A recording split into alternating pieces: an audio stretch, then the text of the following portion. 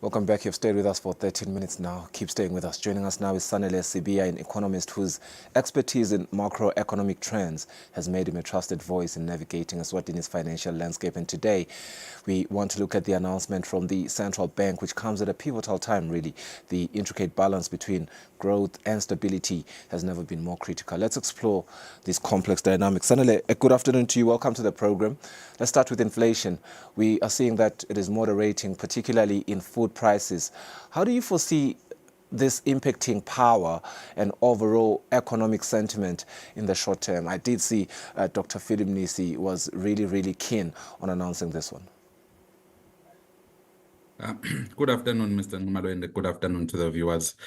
So what we are seeing in terms of inflation, I must really state that, the Central Bank of Eswatini, working together with all stakeholders, have been quite pivotal and quite critical in striking the balance and actually trying to manage inflation, while at the same time trying to ensure an environment that is actually conducive for overall growth in the economy. So that's something we've seen happening. And, the inflation story is not just unique to Eswatini. We discussed this on a daily basis on this program here that, inflation and the cost of living pressures are one of the major issues that we are looking out for this year. And we are seeing that stabilization. And I might actually have to give to the central bank team that, even though the world was dealing with this high level inflation, Eswatini actually stayed within the moderate band of 3 to 6%. And that was actually through balancing those two factors, making sure that inflation stays at abreast, and also within this tight monetary economic environment, the central bank did try to ensure that it is accommodative for growth.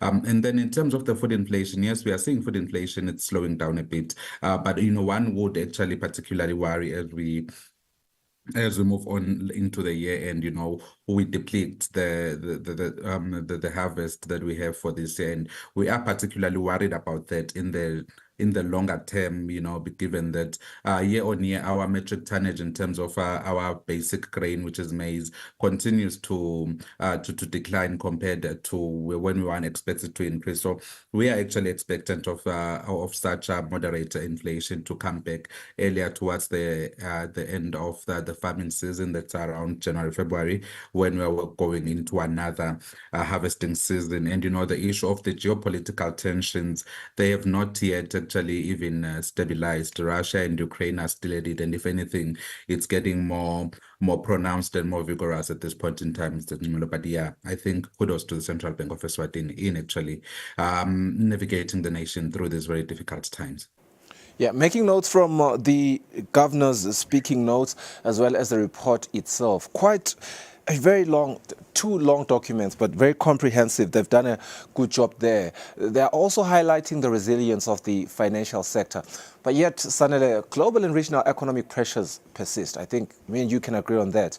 Now, the question then becomes, how sustainable is this resilience, especially in light of potential external shocks? If there is one thing, Mr. Ngumalo, that I would commend our central bank for, is that issue of, bank supervision and, just trying to manage the risks within the financial sector. One at some point would argue that at times they become too vigorous and maybe too restrictive and too stringent in terms of the controls. But when the time comes and then you see why we have to be this vigorous and too restrictive in terms of the controls, it is through these mechanisms that as a country, we don't get to import quite a lot of the financial shocks that go on globally. If you remember at the start of the year, we were talking about the issue of VBS and fearing contagion. Really, we didn't get hit that much because our financial sector is regulated and follows the best standard. It might seem to be too stringent at times, but it does really ensure that the sector remains resilient. And we've seen the sector also performing relatively well, even in a very tight money and high cost of living environment. That is actually evident in the fact that we're seeing non-performing loans reducing year on year. Now we are at 6%, 6 point something percent, 6.7%. When you look into where we were probably some 12 months ago and even some 8 months ago, we're around the region of 7 and 8%. So now with that reduction in the non-performing loan portfolio, that means banks are able to stay afloat, and they're actually able to manage this very tight economic environment. And it's not just an environment that is just on Eswatini only. It's like you rightly put it, it's a global phenomenon. Banks are also struggling with the high cost of living pressure, which is taking money out of the clients' pockets. And the high interest rate environment actually imposes an additional requirement on the consumers who want the bank's products in terms of the interest rates now that's being paid. But we are seeing the banks managing that, and that's quite a positive thing to note, Mr. Nxumalo, that we did expect to see some of the banks crumbling. Interest rates have been very high for too long. That means they're no longer turning in the volumes that they would ideally turn in terms of the transaction costs, the velocity of money, the way people are utilizing money, because it's how banks are making money, and also in terms of the loans. And we've seen low credit extension to the private sector remaining relatively weak. But what we are also seeing right now is even in that tight money environment, we are seeing that credit extended to the private sector also increasing. But that not only just comes with banks dishing out money. We've seen quite a lot of banks when they give you money, they also give you the support. The support now does come with a bit of technical expertise, and that is what we are seeing the banks innovating that way to say, if we give out our money there, how do we make sure that our money is utilized effectively and efficiently so that we do minimize the losses when all is said and done, Mr. Nxumalo? Very, very important. I'm looking at this document, in fact, this whole report, and it's 102 pages, and I suppose it's what one would expect from an annual report, so to speak. So it becomes quite hard to, ventilate which imperatives to, prioritize first. But thank God we have the Dr. Phil Makakula's speech to sort of, guide us on what to talk about first. And I suppose public debt management remaining a big concern is one of those things. The latest figures here are showing a slight decrease. The question becomes, how does this align with the government's broader fiscal strategy, and what risks could derail these efforts? Beg your pardon.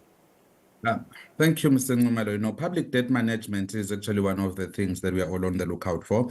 And it's quite encouraging to note that even though the government of Eswatini continues to borrow, the overall debt to GDP ratio still remains within a 35% region, not necessarily moving into the 40% region. So that one is quite critical, because we have to borrow and we need to be able to service our obligations as a country. And also what we are seeing in terms of public debt management, Mr. Nxumalo, is the fact that, one of the ways you can reduce that ratio, Mr. Nxumalo, is if you improve on the denominator, as the finance minister would always say, that if we grow the economy, we can continue growing our debt. So we kind of need to strike a balance in terms of ensuring that the economy grows. And just on Monday, we saw that, the growth fundamentals remain very stable within Eswatini, and we are actually poised for a 4.4 to 5% growth as we close the year. So those are that shows that the government of Eswatini, working together with the central bank and other stakeholders, are not only just focusing on growing the debt, but it's now debt that is taken to ensure that we can grow and catalyze other factors so that the economy overall grows. And that is the thinking that we need. That's the dynamic that we need. We need sustainable growth so that you can actually sustain this growth path. You don't need growth that is going to be up and down tomorrow, and then that's going to actually affect our debt to GDP ratio. So it is that sustainability. And what we are seeing as well is, if you can look into the SACCO Stabilization Fund, that fund is now gaining momentum. I think it's around 1.75 billion. So if we can continue growing that fund, it's going to have positive impact on our reserves, while at the same time giving the country a buffer to survive should we see a downturn in terms of SACCO receipts. We are seeing all of those initiatives coming into play where we have a government that is both growing and both managing the risks, ensuring that in the short to medium term, when we start seeing a downturn in the SACCO receipts, we would still be in a relatively good footing to be able to afford the debt, while at the same time continuing to sustain national growth priorities. So I think it comes with that type of fiscal prudence and that thinking forward, the dynamic thinking, instead of thinking that we are having a field day in terms of SACCO receipts this year, and let's just continue that way. And we've seen quite a lot of activities happening on the ground. We've seen His Majesty put his boots on the ground, going around trying to invigorate business, because what the country is chasing now is growth.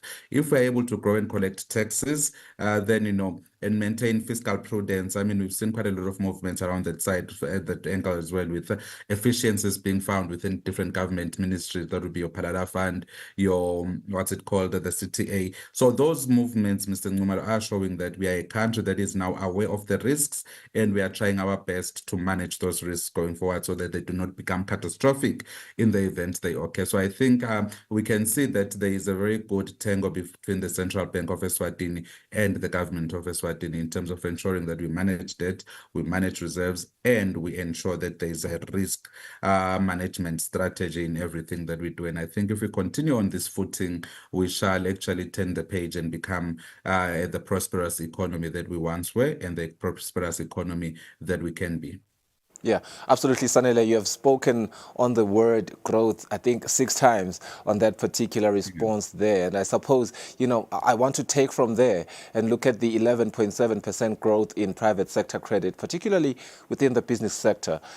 What this signifies for economic recovery post-COVID-19, because we are still, recovering from that. And really, are we seeing a healthy distribution of credit across industries?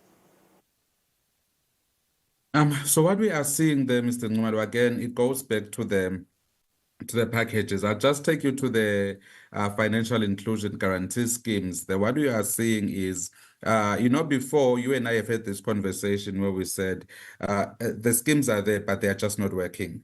But it would seem the schemes have been recalibrated. That is why we are now looking at a 3% leverage ratio. That means now the funds are growing. People are accessing those funds. The only shortfall that we are seeing is within that export guarantee scheme. That means we are still growing enough. We are able to grow domestically and we are able to sell domestically. But in terms of getting us to the point where we sell abroad, that is where we are lagging as a country. So if you look at the growth to private sector, the credit to private sector, and you also look at when these schemes came into play, that is now, this good balancing act between the government and the central bank to understand that the monetary policy environment is very tight.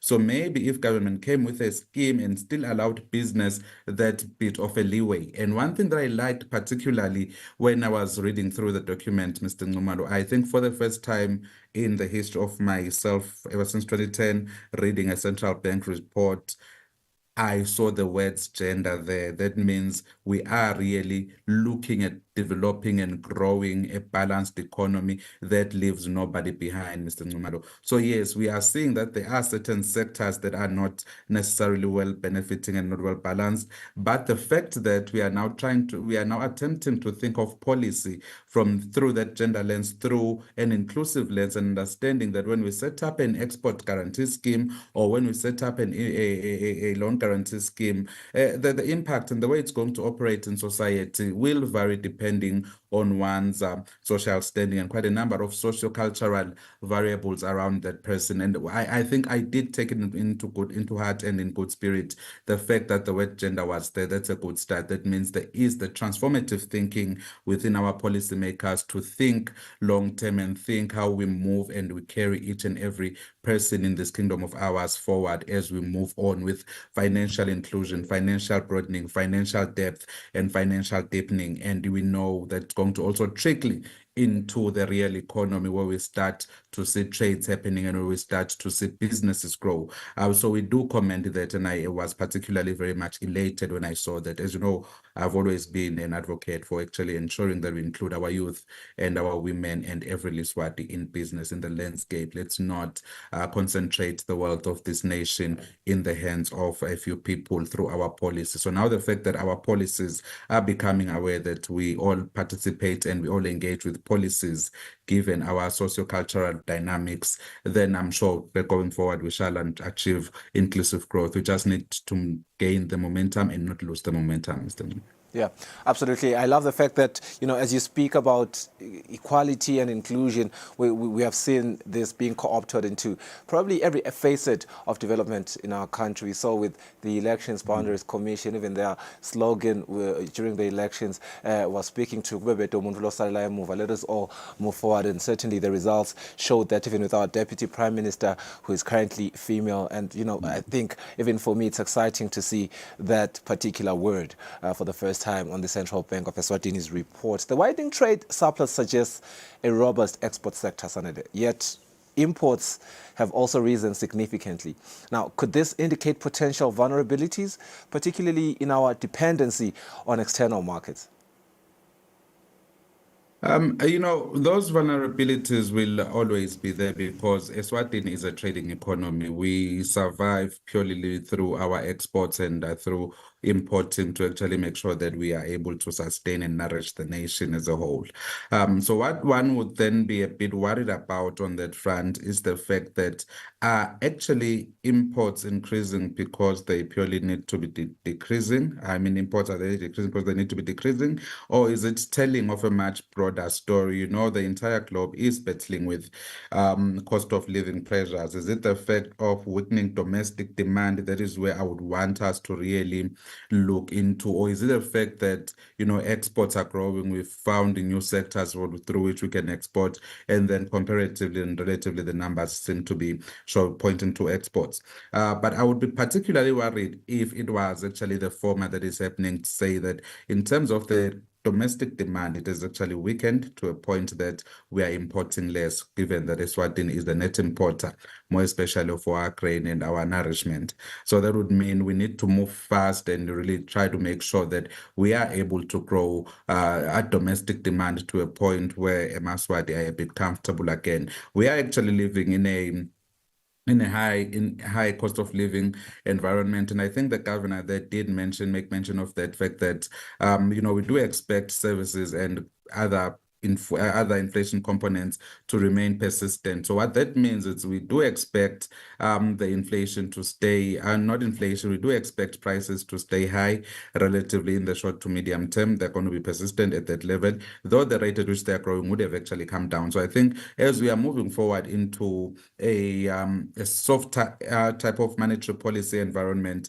we do expect now to see those other dynamics, such as your imports picking up as people get more disposable income and people can spend more in terms of the money that they have. So I would actually caution the government and the central bank and all other stakeholders to actually be on the lookout and see how such numbers are actually, what are they telling in terms of domestic demand? Are we seeing a slowing economy? What is it indicative of? That would be my main worry, Mr. Ngumalo. We need to do that diagnostics there and make sure that we do not find ourselves, reacting late when we see that, domestic demand has really weakened to a point that we are, that it would take quite a lot to get it back up again. But with that said, I need to actually commend the governor, for his bold step of staying an entire 75 basis points